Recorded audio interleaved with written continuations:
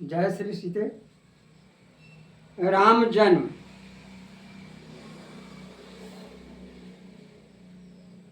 रामावतार शीर्षक से मैं आपके सामने एक कथा सुना रहा हूँ।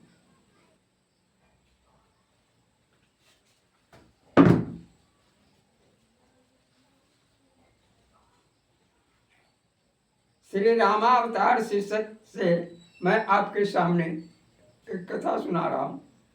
देखिए, फोटो इस प्रकार से है।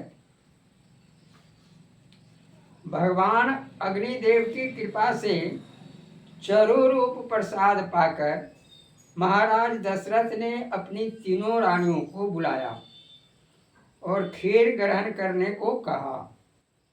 तीनों रानियों ने प्रसाद रूप में वह खीर ग्रहण की। भगवान किसी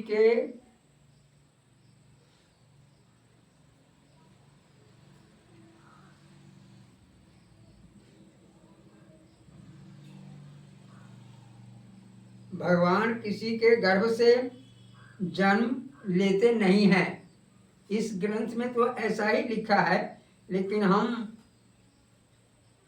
कौशल्या जी के गर्भ से जन्म राम जी का लेना लिखे हैं अपने ग्रंथ सीताराम चरित्र दर्पण में।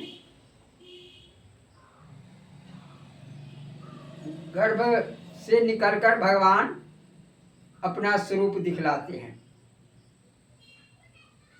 क्योंकि देवताओं ने तो गर्भ स्तुति की है। तो जब तक भगवान गर्भ में आएंगे नहीं, तब तक गर्भ स्तुति का क्या अर्थ हुआ। इसलिए हम गर्भ से भगवान को प्रकट करके तब मानते हैं।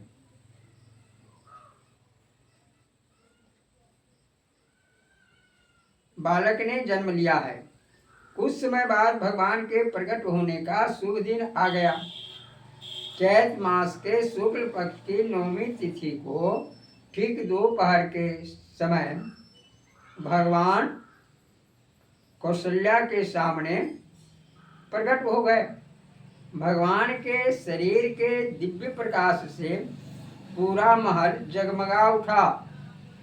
यह देख कौशल्या ने प्रार्थना की, भगवान, यदि आप मेरे पुत्र रूप में प्रकट हुए हैं तो अपना यह स्वरूप छिपा लीजिए और बच्चे बन जाइए, जिससे मुझे आपको पुत्र के रूप में पाने का सुख मिल सके।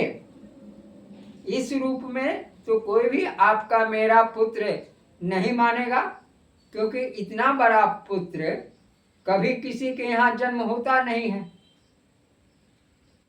तो आप तो मेरे पुत्र बनकर आए हैं, तो पुत्र तो छोटा होता है, इसलिए आप बाल रूप धरिए।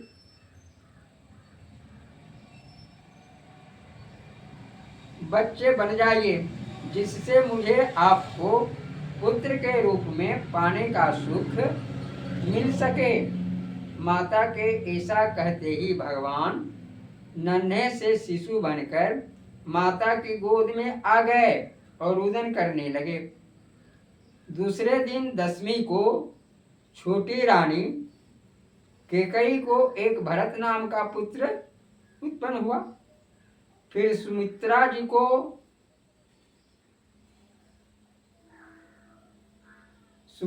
को एकादशी के दिन अत्यंत सुंदर 2 जुड़वे पुत्र प्राप्त हुए। इस प्रकार महाराज दशरथ जी को 4 पुत्र प्राप्त हो गए।